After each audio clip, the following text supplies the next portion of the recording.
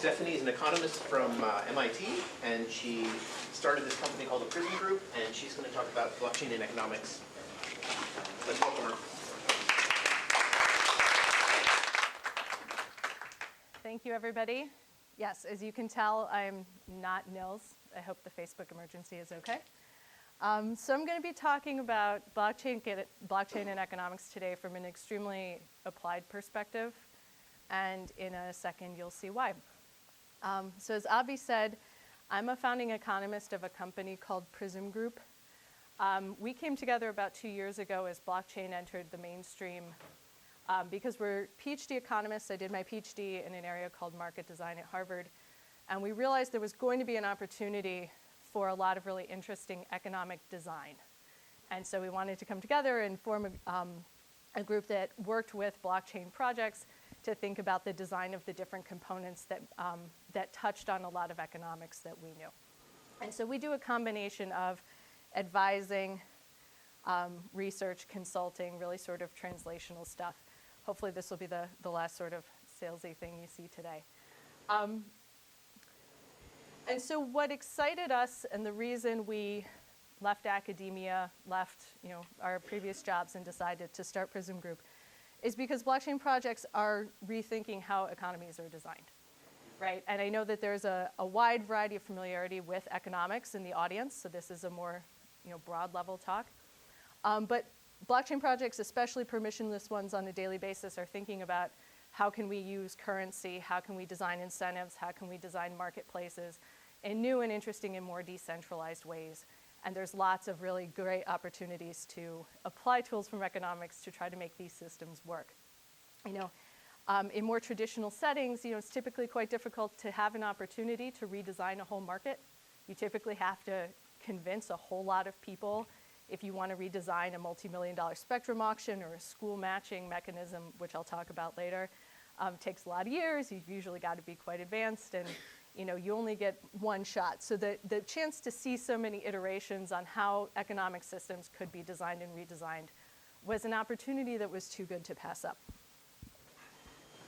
And there are a lot of different definitions of what is economics. Obviously, there's micro and macro and subfields of both. So what we think about is we come at this from a more microeconomic point of view, which is that economics is thinking about how individuals make decisions. Right? If you go and take a first economics class, you talk about rational decision making under constraints. You take another one, you talk about behavioral issues. But the idea is that there's systematic patterns in how people make decisions. People can be strategic. How are they going to interact with the platform that you're building? How are they going to choose to use the tools you're making? And once they make those decisions, are you going to be happy with the outcome as the platform founder? Right?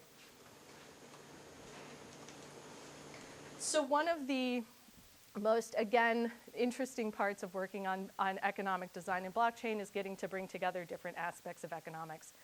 And so this is what we lovingly call our house, right? So when we first started thinking deeply about design, we were like, okay, well, my business partner did her PhD in contract design. I did mine in market design, information systems, and there's whole Nobel Prizes on the role of information in markets. How do we bring this together into a unified framework? So we think about this in terms of layers, right? So obviously, if you're a business and you're building something on blockchain, we hope you've got some kind of value proposition. You've raised some capital. A year ago, this was, you had an ICO, maybe not so much anymore. And then you start to build the different layers of incentives and mechanisms that shape incentives. So thinking about, how do we design a contract interaction between two people? You're buying and selling something. What does the contract look like? Is there dispute resolution? Do you have an escrow system set up? Stepping back, what does the marketplace look like? Do you have search and matching? How is your pricing? Do you actually need an auction if you're going to have one on your platform? What information mechanisms does the platform need to provide? And then how does the token and the governance interact with that? Right? So, as we've learned, just inventing a token out of thin air is sometimes a bad idea. A token, if there's a native token, it needs to have a purpose. It should interact with the economics of the rest of the system. And governance, as I'll talk about a little bit later, is how, thinking about how a decentralized system can evolve over time. So I'm going to spend most of the time talking about a field called what we call economic design. Comes mostly from an area of economics called market design that many of you may be familiar with.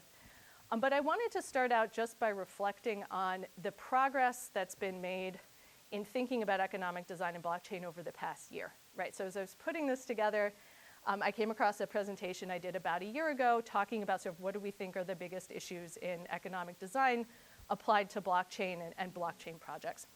And the four that we saw a year ago were the following. So the first was the idea that tokens are incentives, right? We have a complex incentive design problem. We're going to create a native token. It's going to solve our problem, and we're sort of done. The second fallacy was the idea that economics was not useful for blockchain. And we saw this especially for projects that had started sort of before the boom. This was not relevant. There was a sort of a quest for a universal mechanism. And then fourth, and this relates to the talk that Primavera gave earlier today, was the idea of governance. And do we need governance, and how much governance do we need?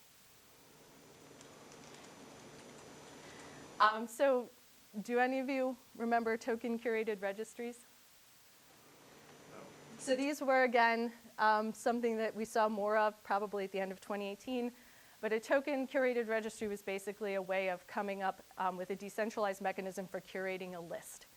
And the idea was that we didn't want the New York Times to have power to decide the best restaurants in New York, or Jonathan Gold to have power to decide the best restaurants in Los Angeles.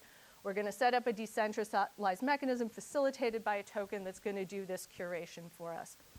And I won't go through all the steps, but this is my stylized diagram of how token curated registries work.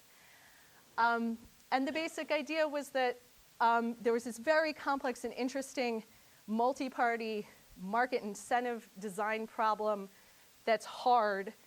And the TCRA was basically just to say, like, here's a native token and everyone's going to have to use it, and this will automatically align the incentives of the system. These typically didn't work out very well. They sort of gone away. But this general idea that you can just use tokens to align incentives is something that we've really seen dissipate over the past 12 months. The second piece is, this is what I like to call the blockchain rebel. This is one of my favorite guys. So he loves Bitcoin, and he's in a desert, and there's this idea that other areas of expertise were not applicable to blockchain-based projects. This is also something that we've really seen evolution on, and sort of an interaction with other areas. Another thing that I've seen sort of move on in the past 12 months is what I used to call the borrowed suit. So in conversation with a blockchain project, you say, okay, you really need economic design, and the response would be, okay, who do we go copy it from? And for many, for those of you who do mechanism and market design, it's highly customized, it's highly specific to the environment. And if you just copy and paste, you end up looking like our friend here wearing his dad's suit, and something that doesn't really work well for your specific setting. And finally, something that we've seen less of lately is what I called forking is freedom. You could also call it governance, let's wing it. But this idea that formal governance or formal decision-making procedures for a collective were not necessary, right? And if people can't agree on what they want to do, we're just going to keep forking until everyone's on their own individual blockchain and, call it a day.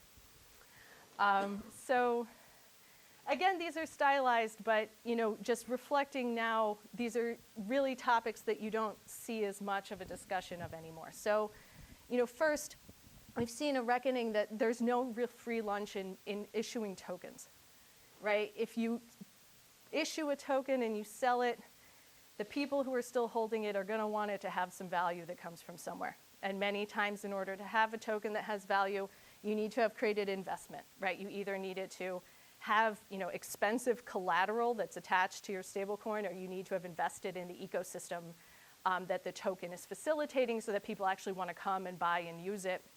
And these things are expensive. It's difficult to just mint a token and put it out into the world and have it be worth things. Second, we see proactive governance design as a part of platform design. So this is something that came up this morning. A lot of platforms are thinking about on-chain governance as just another part of their system design. The third is starting to see more insightful outside-in academic research. And what I call outside-in is, people using publicly available data, thinking about mining pools, which we just saw, thinking about transactions on Bitcoin and other publicly available blockchains. So using what we now have as a very nice time series combined with economic insights to help think about how these markets work.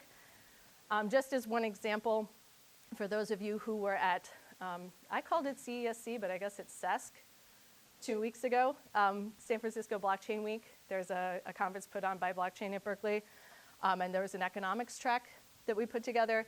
One of the presenters is actually from Haas, a professor named Christine Parler who studies finance.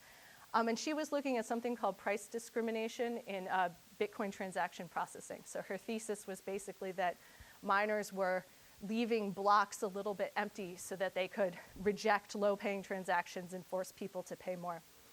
And this is actually, a really big, this goes against sort of a lot of the prevailing literature and is a really, if true, is a very sort of interesting and fundamental shift in how we think about miner behavior. So I kind of sat there and was like, whoa, this is great. And then finally, of course, as we see from this room and lots of other venues, we see more interactions not only with game theorists and economists, but lawyers and psychologists and sociologists. And you see more and more of these interactions as well as with startups. So I want to actually spend the rest of the time talking about what you could call economic design, market design. I'm sure some of you are very familiar with this, but I'm going to assume sort of a base of start from the beginning. So there's a set of economists who think about how do you study and design markets so that they work well. One of them is Al Roth, who's at Stanford. He was one of my PhD advisors. And his basic insight that he's really moved, he and a group of eminent economists have really started to think about how does an economist act like an engineer, right? You can't just bring your theoretical insights. The analogy that gets used a lot is the difference between physics and engineering when you're building a bridge, right? Physics is great, but when you're actually building the bridge, you have to think about the mud and the rocks and all the details of the particular landscape that you're building on and incorporate them into. So how do we think about a very similar kind of approach for economic design of a variety of environments? And this approach, I'll talk a little bit more about sort of the framework for it. It turns out there have been a number of large economic design instances that are going to win a lot of people, a lot of Nobel Prizes, that followed very similar sort of approaches to design. They were in very different environments, but they followed a similar technique. And they're really interesting. So one of them is the auction of broadband spectrum. This was in the late 90s. Is anyone familiar with the spectrum auctions? Avi is. Anybody else? Okay. Yeah, you've heard about them. So in the late 90s, I think it was the FCC realized that their method for allocating broadband spectrum was not working. They used to have it by petition. So sort of the first system was you could petition and say, this is why I need the spectrum. That was taking too long. And then they tried a lottery. The thing was anybody could enter the lottery. So one of the big blocks of spectrum in Boston went to a group of lawyers who just entered the lottery and were like, or not lawyers, dentists, who were like, hey, let's see if we can win some spectrum. And they got some spectrum, and so that was a terrible idea. So a group of economists from Caltech and from Stanford and from University of Western Ontario were brought in to think about how do we design this very complex combinatorial auction. And they started from scratch. They thought about other auctions. They thought about, what experiments can we run. I'll talk about this a little bit more later. But they ended up designing an auction that's been used for, I think the aggregate total over all applications is like $100 billion worth of allocation problems. And this was an environment where there had not been an auction like this designed before, right? The economists were brought in, and they were like, okay, you're going to design this and launch it. You've got one shot. Tell us what you do. Another example where economic design has come up, this is Professor Roth's work with numerous people at Stanford, is the medical residency match. Anybody married to a med student, friends with med student? There we go. For those of you who aren't familiar with the US medical system, when you finish medical school in the US, your first job is called a residency. And you actually don't get it through a free labor market. You go through a centralized matching mechanism. So you go through a round of applications, you go through a round of interviews, and then everybody submits rank order lists. And an elaborate version of the Gale-Shapley algorithm is used to match people in jobs. So you're a doctor, you're coming up on your final year of med school, you get an envelope in the mail, you rip it open, it tells you where you're moving. And it needed to be redesigned again in the late 90s because it turns out that medical students were all getting married to each other, but you couldn't enter the match together. So there were a lot of really unhappy married couples, so they redesigned it so you could enter as a married pair. And this similar, actually a very similar algorithm with a lot of sort of engineering tweaks is applied to assign K-12 students to schools in New York and Boston. And after the success of the residency match, they asked the same team to come in and think about centralized mechanisms for assigning students to schools. Ended up using something very similar to Gale-Shapley with a lot of tweaks, again, because these are different environments. And so what is, yeah? By what metric is the medical residency system a success? I mean, I'm not saying it isn't, I don't. It's a really good question, especially if you talk to recent doctors who have gone through it. They don't love it. People have looked at matches that unraveled, basically like you had a match and then you didn't. And fewer doctors got jobs. There were sort of more empty openings. And people who were really good ended up at lower matched institutions. So basically what you get is you go from having a national market to a whole bunch of little mini markets. And so there are efficiency gains from being able to have a national market. Without the match, you're basically looking for a job on the weekends, so you're kind of looking around your medical school. So it's basically being able to pull together a national network. That's not to say everybody loves it, but there is efficiency. Very similar with school matching. When the New York City schools called up the team that did this, the reason they were looking for a new mechanism is that a third of students every year were not matched to schools. So they go through the school matching process as it was, and you have a third of students where they're just like, no outcome for you. And so one of the benefits of the revised mechanism is that students get matched. And there's sort of metrics like that. There's also psychological benefit in that you don't have to game the system. You kind of, if you play honestly and just rank yours. That's evidence that people play it, like schools play it dishonestly now, where they like make coercive statements demanding to be ranked first by the students. Oh, maybe. Yeah, that's. There is. It's interesting sort of how everybody learns loopholes in mechanisms. But one of the efforts, especially in Boston, was to make the matching mechanism strategy proof, especially for the families. They didn't want anybody to have to think about strategic ordering. But yeah, no, reading about New York City public schools always gives me the shivers. Okay.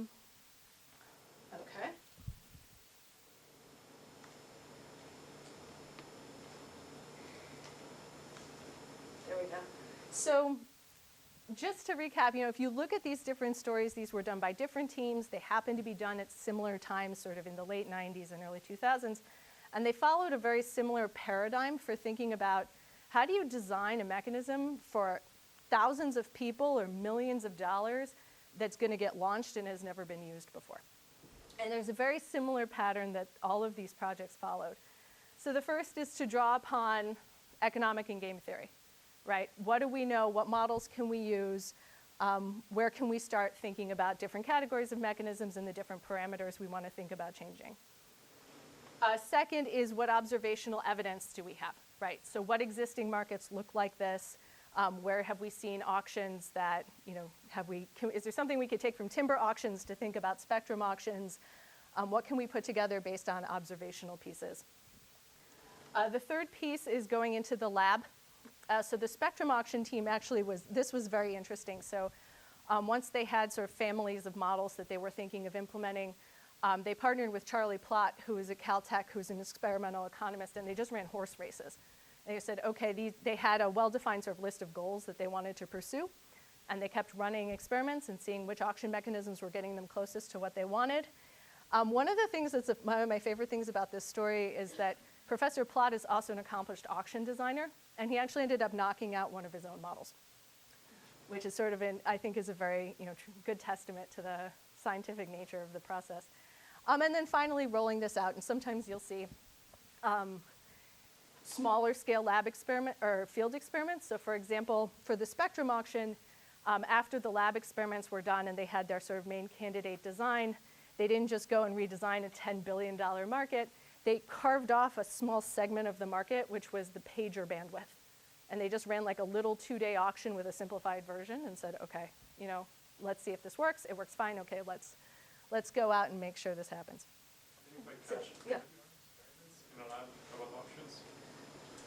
You design basically little mini toy experiments.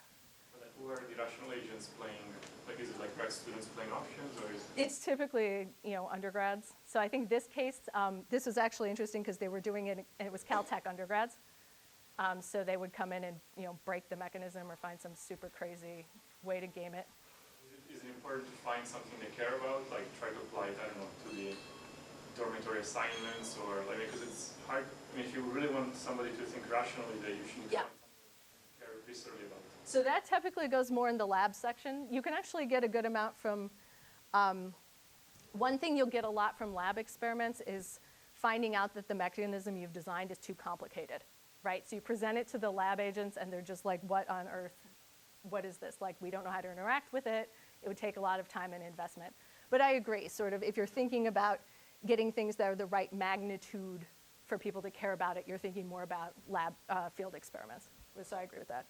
So to keep going, because this is, about blockchain, this is not about school matching, I think that, the reason I wanted to talk about this and sort of talk about this framework is that we've gotten to the point, from my point of view, in thinking about applied economic design and blockchain, that we've moved past sort of the first order things that I talked about that you saw more a year ago, magical tokens and anarchy and freedom, unlimited and a complete lack of design.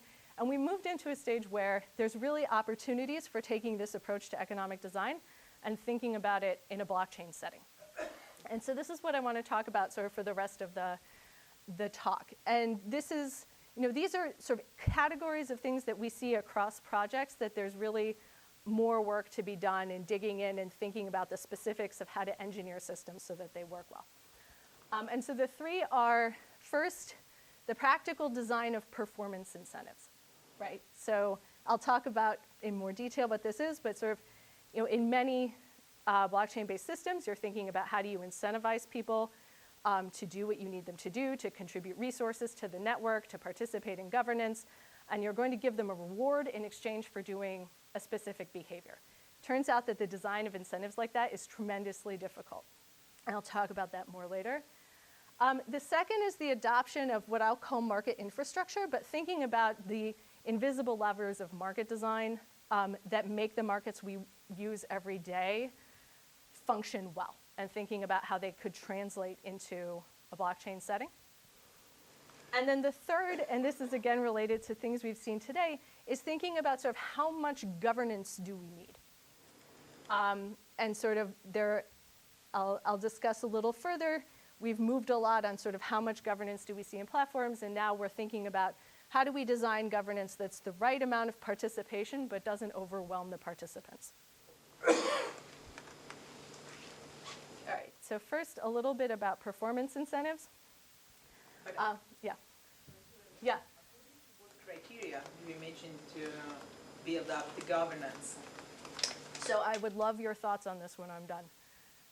All lawyers, like, one thing is we think about governance from a very economist point of view, and I love having lawyers and law professors in the audience because you guys have a ton of context. So you'll see the economic version. I'd love to see that afterwards.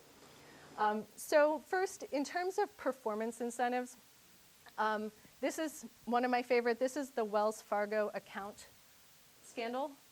Do people remember this?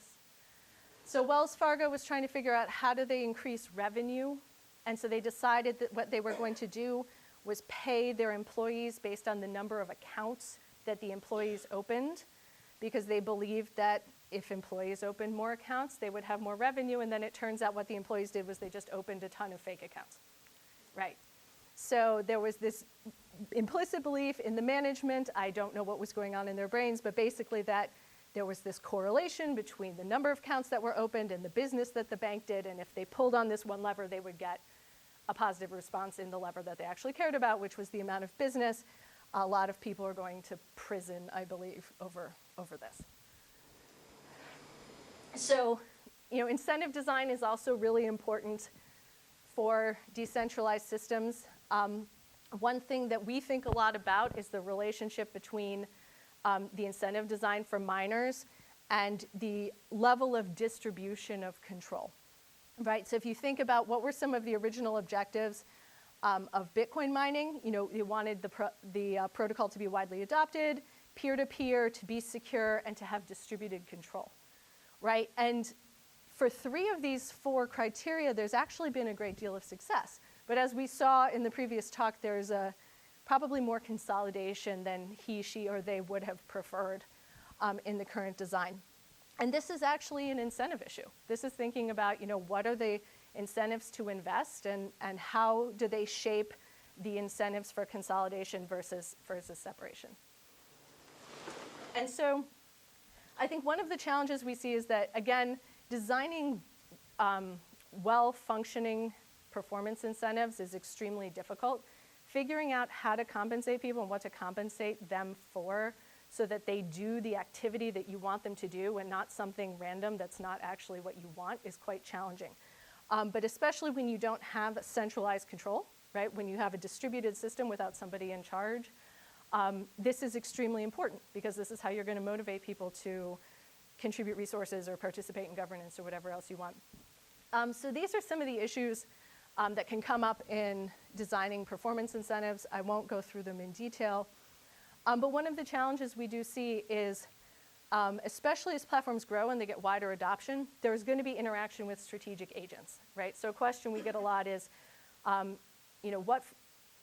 many platforms start out with a highly committed set of almost altruistic actors, right? So they really love your platform and they're very excited about the product, and maybe they're willing to mine even if it isn't profitable at the moment.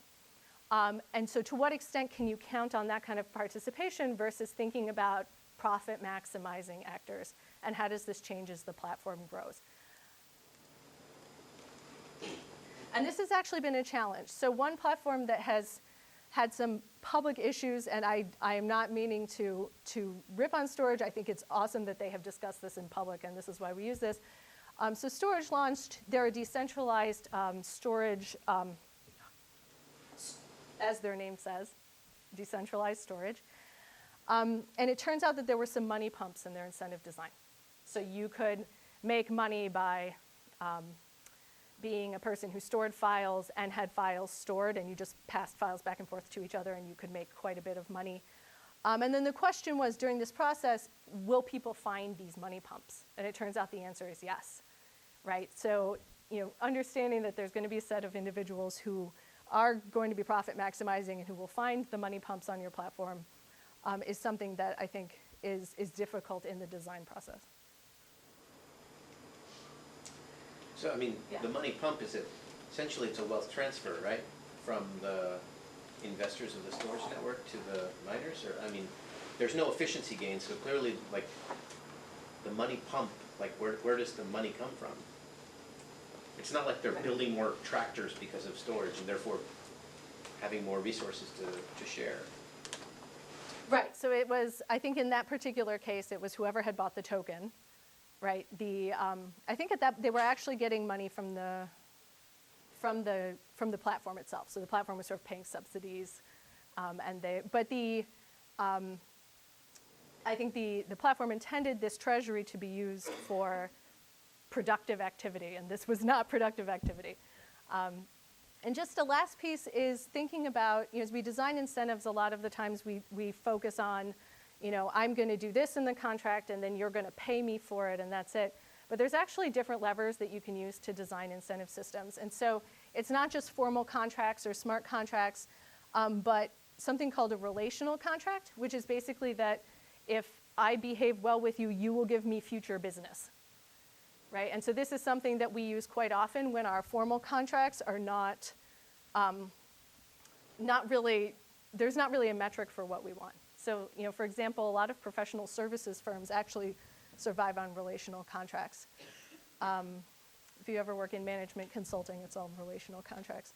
And then also thinking about the role of reputation and how well-designed reputation mechanisms can incentivize good behavior, because if you behave poorly, everybody's going to know about it.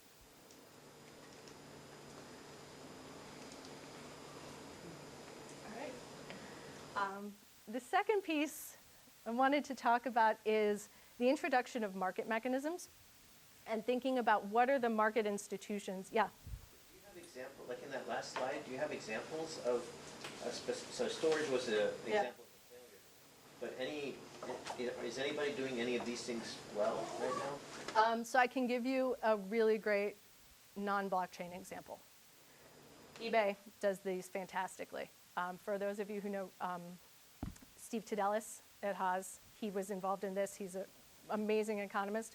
So if you think about eBay's, can I talk about eBay? Does that work for the example? Oh, sure. Okay. I'll go through it. Sure I haven't used eBay, so Okay. tell me how it works. Yeah, so fraction of people who have used eBay? Got it. I have heard of it, I just haven't used it. eBay is a great example. They have great market design, and you can see all of it. Let me see. Okay, so this is another piece of eBay. I have pictures from eBay. We're going ahead. Oh, I got rid of that one, sorry. So eBay is a peer-to-peer sales platform. So if I have an antique teacup and I want to sell it, I go on eBay and I say one antique teacup, Pasadena. And you go online and you're like, oh, there's the antique teacup I want. I'm in Boston. You can either use an auction mechanism or a buy it now mechanism to agree on a price. You have a certain amount, I have a certain amount of time to mail it to you. We pay via PayPal or whatever mechanism you want. So it's a peer-to-peer market with a huge variety of stuff on it, right? Heterogeneous goods, homogeneous goods, and there's a lot of, that's been written about it. And so the key here is that it is in eBay's best interest that the buyers and the sellers who show up to the platform behave in good faith, right? If you know that everybody on eBay is selling stuff that doesn't actually look like the picture, and I know that you're never going to send me anything, no one's going to use eBay, right? So they have a variety of incentive mechanisms to incentivize truthful participation. So, of course, there's a contract, right? Like, I will send you this. And I'll talk about dispute resolution, but there's dispute resolution, which basically says, one of us has violated the explicit contract that we had to buy and sell something, eBay help. There's also relational contracting. So an example of this that comes up is thinking about the relationship between, so the platform actually mediates this. So another way, if you're a bad seller, that they'll punish you is they'll actually negatively weight you in the search algorithm. So the next time somebody comes and they're like, teacup, if I've been terrible, I get plummeted to the bottom, you'll never find me. And then the third one is they have a star rating system. So you sort of layer all of these together. Yeah? Where do you draw the line between relational contracts and reputation? Because some of that sounded like reputation things. So it's an interesting question. A traditional relational contract is just a bilateral relationship.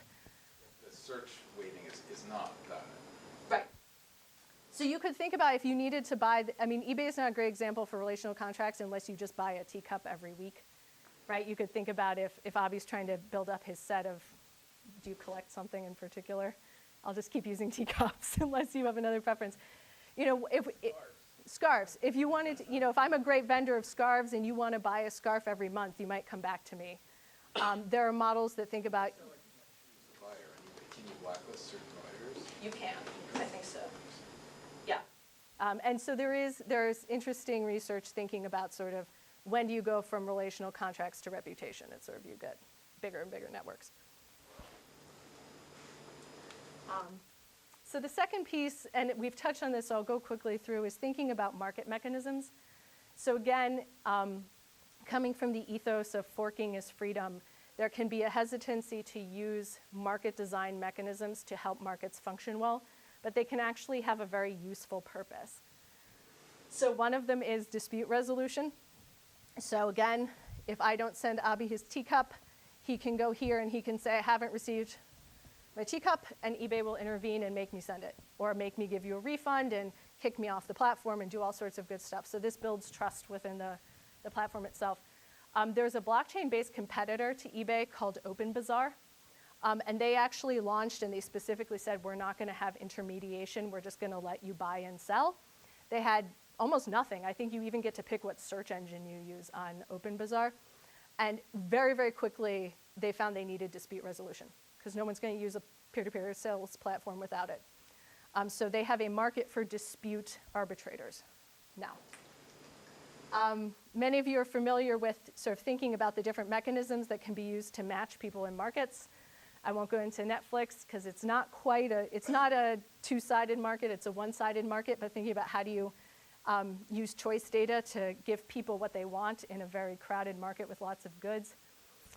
Another piece I think is really interesting, again, this is Steve Tidelis at Haas with Chris Nosko redesigned the eBay reputation mechanism. So basically, if you look at the star rating on eBay for sellers, it turns out the distribution of it looks like this. So it's from 0 to 1. This is 0.96, and this is 1. So this star rating that you were using for information about sellers, it turns out it contained no information at all. And the reason was, so the way this was computed, I think this was the fraction of positive feedback over the fraction of positive and negative feedback. And they found that the reason was that if you did leave someone negative feedback, there's a good chance you'd get threatened. So people would leave you nasty voicemail, they would threaten your safety, people were calling the police. And so if you didn't like your experience, you wouldn't leave negative feedback, you just wouldn't say anything. And so what they ended up doing was creating a metric where they said your rating is the ratio of positive feedback to everybody you've dealt with. And then the other piece, which I think is just really cool, is they realized that if they rolled it out to sellers, if they announced that this is what they were using, everyone would just game that, right? You just start getting voicemails that were like, you didn't leave me any feedback. Why didn't you leave me any feedback? Leave me feedback. So instead of rolling this out and announcing it, they just baked it into the search algorithm. So they started ranking search results using this, but they didn't tell anybody. And so they found this was much more truthful. If you look at the distribution, it's a nice, even distribution of feedback. They found it was correlated with quality. And so, But eventually it was Yeah. public. But also, you can still leave negative feedback. So if you send someone a threatening voicemail, it could get worse. So you might it could get worse. So yeah, no, this is still there. So I think the assumption is that nobody's really going to leave negative feedback, and we're going to take this into account. And yeah, no, I think if eBay users start reading, econometrica papers, then we might have a problem. And so, what is the point of this? A lot of this, these are not talking about blockchain-based examples, but as we think about, what are a lot of the applications that people use to, hope to use blockchain for, a huge one is data marketplaces. We've worked with a lot of data marketplaces. Many of them think that there's no infrastructure required, right? We're going to launch the marketplace, people can come and buy and sell data, and we don't want to intermediate, right? And so thinking about what do we already know from eBay and other places, and how can we use them to maximize the probability that, UBDI, or this was IOTA's data marketplace. They have a really nice graphic. Does anybody know if they've launched? Last I heard they did. I just think it's really pretty. What is there? This is the IOTA data marketplace. Yeah. I don't want to pause on the point that people were asking you, the joking aside about eBay users reading econometric papers, like if your mechanism is dependent on users' ignorance of how it works, like that doesn't seem sustainable. Like I don't know if people, this is particular to eBay, like you go to like a restaurant on OpenTable now and they like send 17,000 emails afterwards of like, please leave us a review. Yeah. Like they're not unaware of this kind of thing, and it's like incredibly annoying and somewhat dysfunctional. So like this, you're presenting this as like, oh, they solved this problem, and like, have they really? I would say they've improved it. I would say they've added useful data to the marketplace, right? So the previous rating was useless. Now they have more information that they can use. How it evolves over time, I think, is an interesting question. I mean, it's related to the question of what happens when the parents in New York City figure out how to game the school match, right? But no, it's a good point. I don't know how email marketing works, though. So the final piece I wanted to talk about for, what do I have, 5 minutes? 10 minutes? Okay, is blockchain governance. And this is a piece that I think there's been more experimentation, so we have a little bit more data on this specifically in a blockchain setting. So what is governance? Just to start out, this is again the economics definition. Happy to talk with lawyers and others who think about this a lot. So we tend to think of governance as separate from operations. So operations is the rules and processes for the day-to-day. This is what's programmed into your protocol, more or less. Well-defined legal processes, things like this. Governance is the process by which you make decisions that are not part of the operations. Right, so we talked a little bit about the DAO hack earlier today. That's an example where governance was very useful. Another one that I actually like is when CryptoKitties launched and it completely clogged Ethereum. This was resolved in 2 ways. So first the miners got together and increased the network gas limit, but then they also they put a button that allowed you to resubmit your transactions with a higher gas price. And so this is an example where you might need governance in a positive situation too. It's not always that your platform's in a downward spiral. Isn't this an example of let's wing it governance? This is I think this is more like let's wing it governance, but it's a lot of examples you hear of governance tend to be like negative crises. And so I like this one because this is sort of adoption exceeded our greatest hopes. Now how do we expand quicker than we thought? So, yeah. So unfortunately, you can't eliminate the need for governance. There is an area of economics called the economics of incomplete contracts, which basically says that there's no way to write a contract that's going to perfectly anticipate everything that could possibly happen. There's always going to be a chance that either something's not specified or you need to renegotiate the contract, and therefore you're going to need governance. And so in a blockchain setting, when do you need governance? You need it either when the system is working, but we want to upgrade. Maybe we need to change the gas limit, or the system is in crisis, and we need to figure out what we're going to do.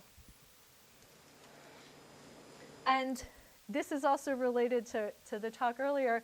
One thing we talk about is there's really not an absence of governance, right? If there's a crisis, someone is going to step up and solve it. The question is it going to be the person who has the following or the loudest screaming voice? Is it going to be the person or people that you've designated ahead of time because you want them to be making the decision?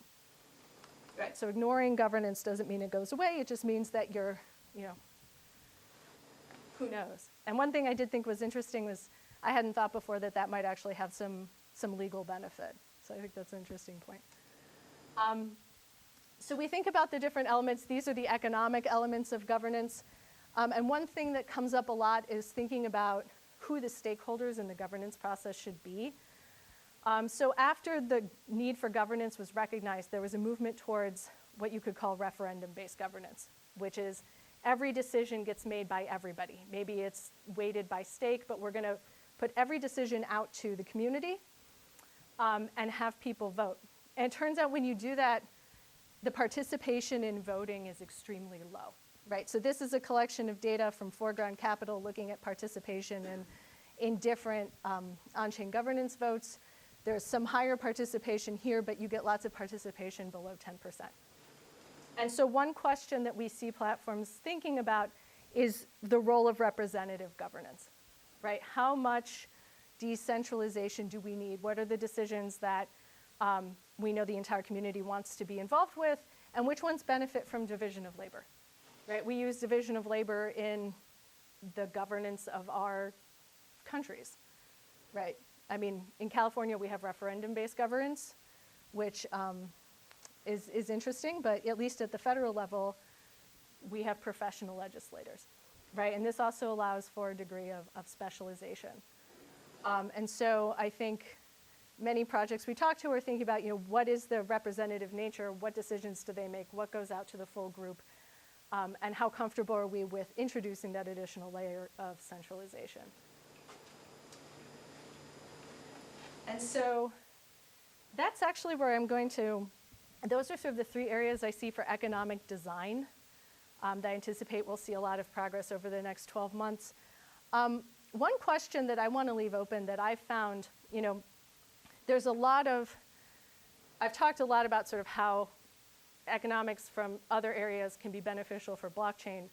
One thing I found really interesting to think about taking from blockchain and moving back into economics is thinking about the economic role of the firm. So economics has a concept of a firm. It has economic purposes. Depending on who you talk to, they're different. There's usually about 4.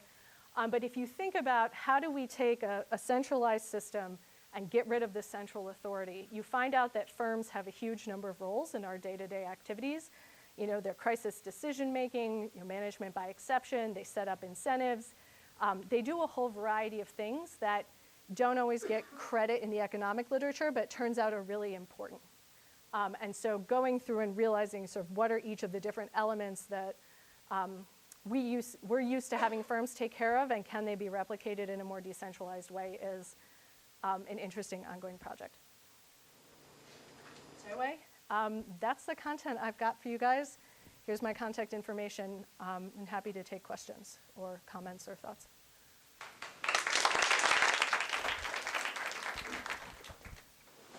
Yep.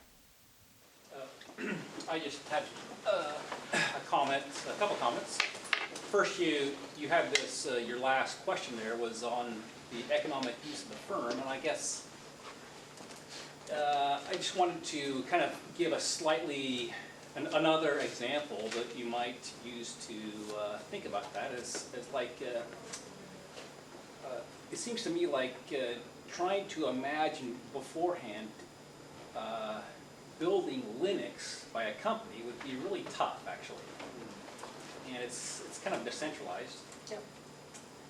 So it's, Unix existed beforehand, right? Like, you don't have to imagine all that hard.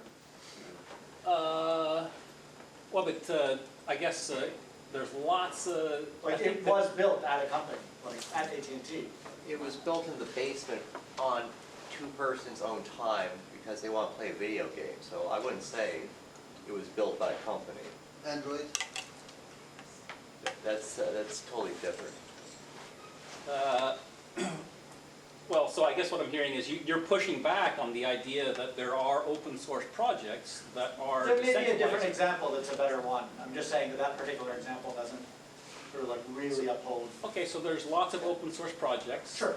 Maybe you can pick your favorite one. I'm happy for you to pick your favorite open source project, and it seems like there are lots of economic things, benefit that's happening from those, and we might think about how they compare with decentralized. Maybe they're not. It's not easy to compare them to a firm. I had another comment. Earlier you were talking about, you said that these were on macro, you're coming from a micro perspective, and I guess you're talking about governance, and what was right at the end there. There's lots of things that seem to go beyond like the normal micro perspective, and it seems to me that, I don't know, I just wondered if you had a comment on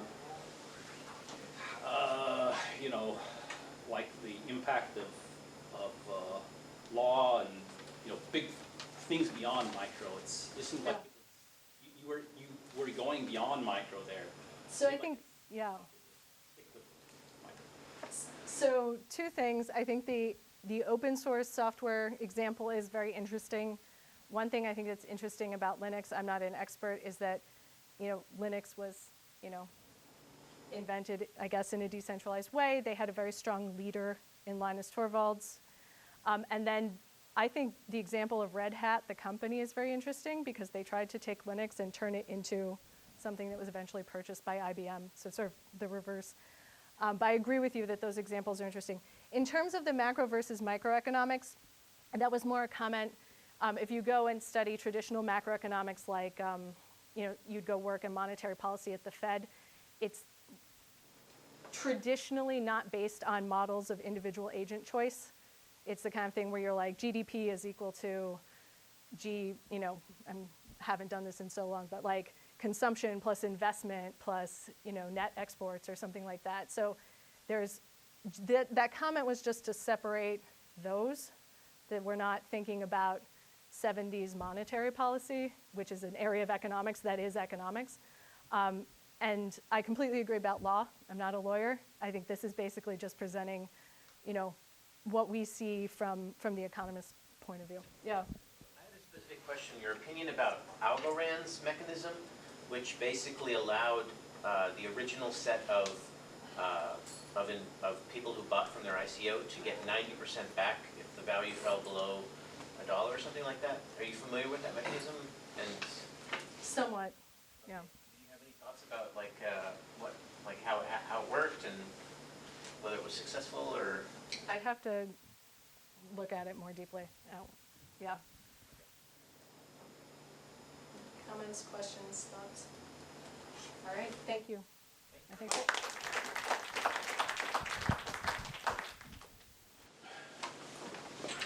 So there's a reception starting now, just outside.